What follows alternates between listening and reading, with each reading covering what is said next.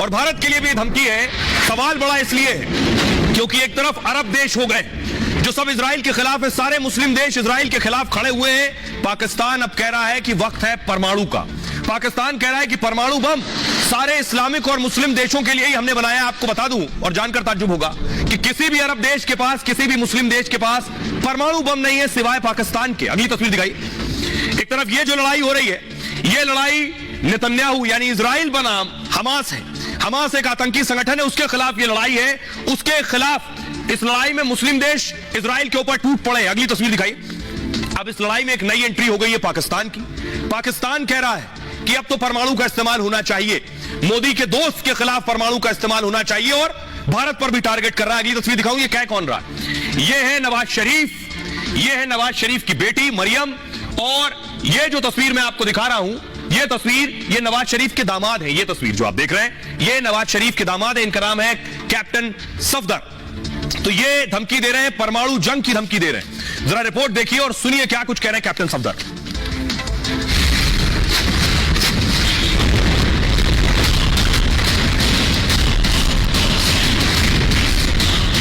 मोदी के यार नेतन्याहू आतंकियों से जंग लड़ रहे हैं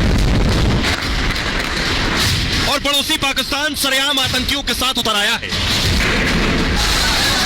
मतलब इजराइल और हमास की जंग में पाकिस्तान भी कूद पड़ा है और परमाणु हथियारों की हेखुड़ी दिखा रहा है और मुसलमानों को भड़काने में लगा है।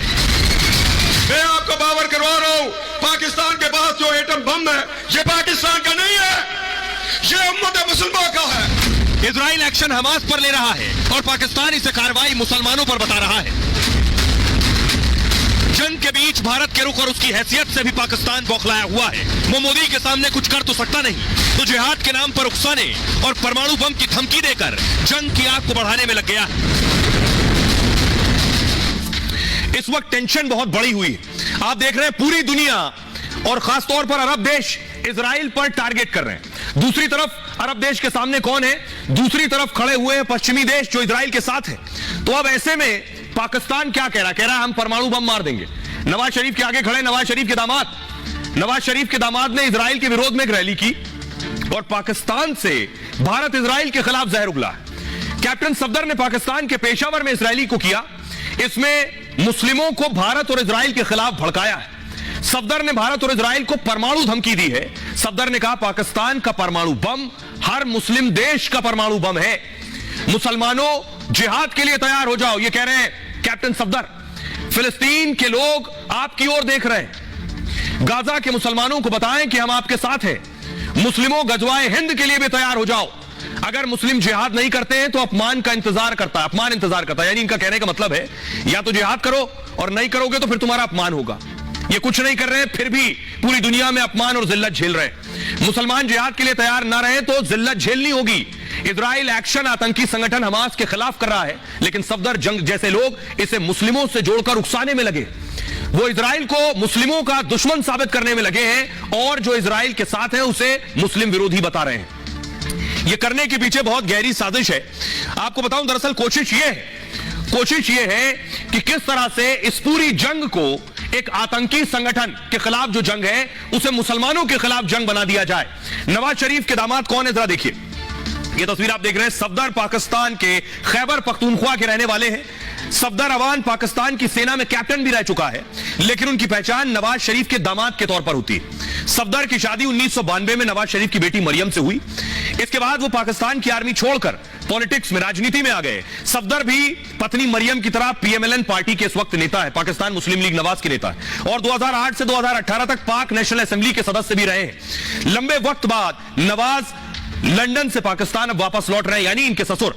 तो उनके स्वागत के लिए सफदर रैलियां कर रहे हैं और ऐसी ही एक रैली में नवाज के दामाद ने यह जहर उगला है। सुनिए जरा कैप्टन सफदर को जो क्या कुछ कह रहे हैं परमाणु बम को लेकर। अगर जहाद के लिए तैयार ना रहे तो फिर जिल्लत का सामना है। जहाद के लिए तैयार हो, गज़वा इनके लिए तैयार हो कि जब कश्मीर के अंदर, मकबूजा कश्मीर के अंदर जुल्म हो रहा था, Nawaz Sharif leader of the opposition Neela Butt पे तकरीर कर रहे थे। उन्होंने कहा मैं इंडिया को बावर करवाता हूं कि हम एटमी पाकिस्तान है, हमारे पास इतना सा एटम बम है। मैं आपको बावर करवा रहा हूं पाकिस्तान के पास जो एटम बम है ये पाकिस्तान का नहीं है, ये उम्मत मुसलमान का है। आइए अब आपको बताऊं, जिस गजवाए हिंद का जिक्र कर रहा है नवाज का दामाद, इसका भारत से क्या ताल्लुक है? यानी परमाणु धमकी जो दे रहा है वो गजवाए हिंद बनाने के लिए दे रहा है। इस्लाम के शासन को मिशन गजवाए हिंद कहते हैं। गजवाए हिंद में गजवा का मतलब युद्ध होता है, हिंद का मतलब हिंदुस्तान यानी भारत से है। भारत में भी इस्लामी शासन कायम करना गजवाए हिंद है। कट्टरपंथी दुनिया को दो तरह के देशों में बांटते हैं, पूरी दुनिया को। एक वैसे देश जहां इस्लामिक अनुयायियों का शासन है, दूसरा वो देश जहां इस्लाम मानने वाले रहते जरूर हैं लेकिन उनका प्रत्यक्ष रूप से शासन नहीं। कट्टरपंथी मानते हैं भारत में शासन के लिए पर्याप्त मुसलमान है, इसलिए भारत में मुसलमानों का शासन होना चाहिए। कट्टरपंथी कहते हैं भारत मुस्लिमों की धरती है, इसलिए यहां हिंदू या दूसरे धर्म के लिए कोई जगह नहीं। इसी के लिए आतंकवादी जिहाद की वकालत करते हैं। आतंकी अड्डों पर आतंकियों को बरगलाया जाता है, कहा जाता है एक दिन भारत में गजवाए हिंद होगा। इसके लिए मरने वालों को जन्नत का सपना दिखाया जाता है और यही जन्नत नसीब करने पाकिस्तान से आतंकी आते हैं। आतंकियों से अक्सर इस तरह के गजवाए हिंद के दस्तावेज भी मिलते हैं। अब हमारे साथ जुड़ रहे हैं कर्नल शैलेंद्र, और कर्नल शैलेंद्र जुड़ रहे हैं। सोचिए जरा, जिस पाकिस्तान के पास ना आटा है, ना बिजली है, ना खाने को कुछ है, वो गजवा की बात करता है, वो परमाणु की बात करता है। कर्नल शैलेंद्र, सवाल यह है कि हमें इसे कैसे लेना चाहिए, ये जो धमकी दे रहा है पाकिस्तान और नवाज शरीफ के दामाद, या सीरियसली लेना चाहिए या इसे गंभीरता से लेने की जरूरत नहीं? मुझे नहीं लगता कि नवाज शरीफ का इसमें कोई रोल होना चाहिए, जिसका कि अपने ही देश में ना कोई सुनवाई है, ना कोई इज्जत है, वहां के आप एक भगौड़े हैं। आपके दामाद अगर इस तरह की कोई और स्टेटमेंट देते हैं तो वो भी अपना एक टेररिस्ट चेहरा दिखा रहे हैं, क्योंकि इस समय अगर बात हो रही है तो वो इजराइल के ऊपर टेररिज्म की जो मार है उसकी बात हो रही है। इजराइल किस तरह से उस टेररिज्म को लड़ रहा है गाजा पट्टी में हमास के खिलाफ। तो अगर नवाज शरीफ साहब के सन इन लॉ ने इस तरह की बात करी है, दामाद साहब ने, तो ये एक कैरेक्टर दिखाता है आपका कि आप कितना टेररिज्म के साथ हैं, आपके अंदर मानवता के खिलाफ कितनी हेट्रेड है, कितनी बर्बरता जो इस टेररिज्म ने करी है, आप उसके साथ खड़ा हो रहे हैं। आप अपनी कंट्री, अपने कौम, अपने देश का नाम खराब कर रहे हैं। मुझे लगता है कि कम से कम नवाज शरीफ पॉलिटिकली एक स्टेटमेंट देकर इसको डिसोन तो जरूर कर सकते। शुक्रिया शैलेंद्र साहब। लेकिन आप सोचिए, पाकिस्तान ये गीदड़ भपकी दे रहा है, एक तरफ इजराइल को और दूसरी तरफ पूरी दुनिया को धर्म युद्ध में झोंकना चाहता है। आतंक के खिलाफ युद्ध को धार्मिक शक्ल देने की कोशिश, यही कोशिश ईरान भी कर रहा है और यही कोशिश पाकिस्तान भी कर रहा है। लेकिन जरा देखिए, पाकिस्तान भारत के आगे कहीं नहीं ठहरता। ताकत देखिए दोनों मुल्कों की। भारत के पास 4614 टैंक्स हैं, पाकिस्तान के पास 3742 टैंक्स हैं। लड़ाकू विमान भारत के पास 58, पाकिस्तान के पास 36 है। एयरक्राफ्ट यानी युद्धपोत भारत के पास 2, पाकिस्तान के पास 1 भी नहीं। पनडुब्बियां भारत के पास 18 हैं, पाकिस्तान के पास 9 पनडुब्बी। एक्टिव सैनिक भारत के पास 14,50,000, 14.5 लाख है और पाकिस्तान के पास 6,54,000। मिलिट्री पैरामिलिट्री फोर्स 25,27,000 भारत के पास है और सिर्फ 5 लाख पाकिस्तान के पास है। परमाणु हथियार 156 भारत के पास है, 165 पाकिस्तान के पास। एयरक्राफ्ट 2,210 भारत के पास है और 1,413 पाकिस्तान के पास है। फाइटर एयरक्राफ्ट 577 भारत की ताकत है और 363 पाकिस्तान की। हेलीकॉप्टर 803 भारत के पास है, 322 पाकिस्तान के पास है। नौसेना का बेड़ा जो है 295 भारत के पास है और 114 पाकिस्तान के पास है। यह है दोनों देशों की ताकत। इससे अब आप समझ सकते हैं कि कहां ठहरता है पाकिस्तान, कोई तुलना ही नहीं। लेकिन सुनिए जरा, ये जो सोच है कि पाकिस्तान के पास परमाणु हथियार, ये बात मैं क्यों कह रहा हूं? जितने भी मुस्लिम देश हैं उनमें से ज्यादातर अरब देश हैं जो तेल पर ही निर्भर रहे, केवल ऐश में ही लगे रहे, खुद न कभी विज्ञान के साथ जुड़े, न तरक्की की, न विकसित, न विज्ञान, न कोई हथियार बना पाया आज तक। इकलौता पाकिस्तान जैसा बिगड़ा मुल्क है जिसके पास परमाणु हथियार है।